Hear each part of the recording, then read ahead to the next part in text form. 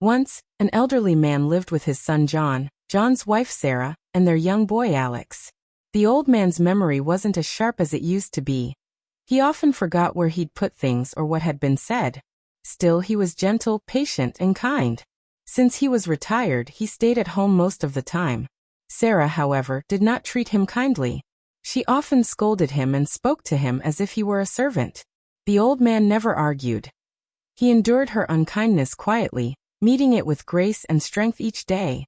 One afternoon, Sarah handed him some money to buy vegetables. On his way to the market, he saw a little girl outside a pharmacy.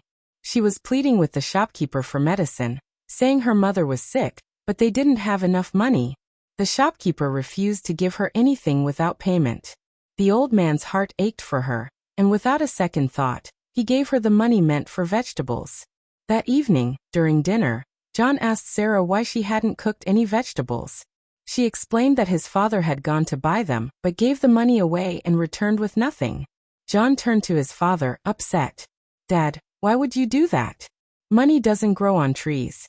Helping that child wasn't your responsibility. Someone else could have helped." Before the old man could answer, little Alex spoke up. "Dad, helping people is good. My teacher says we should always help the poor." Sarah snapped at him to keep quiet. A few days later, while at the market, the old man felt faint and collapsed. Someone recognized him and called Sarah to let her know, but she didn't go to help. When Alex found out, he wanted to call his father, but Sarah stopped him, telling him not to disturb John. Eventually, the old man managed to walk home by himself.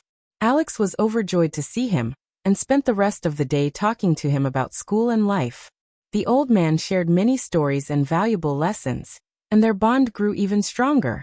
One day, Sarah began shouting at Alex. John asked her why. She said she had given Alex money for school fees, but he hadn't paid them. Before John could say anything, Alex explained, "I didn't lose the money. A boy in my class couldn't pay his fees, and the school was going to expel him. So I gave him the money instead." Sarah became furious and began hitting Alex, saying, "You're just like your grandfather, he spoiled you." John stepped in, stopping her. "That's enough. Alex did the right thing. I'll pay his fees again." Another time, Sarah gave the old man money to pay the electricity bill.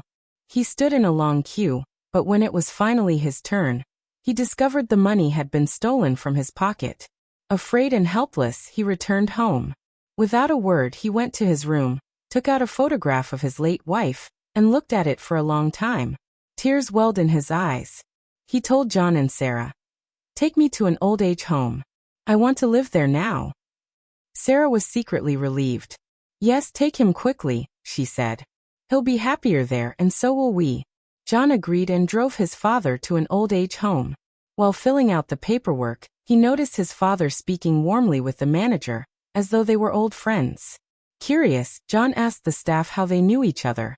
The staff explained, "This is not just an old age home, it's also an orphanage. Years ago, your father adopted a child from here." John was stunned. When he returned home, Sarah casually asked, "What took you so long?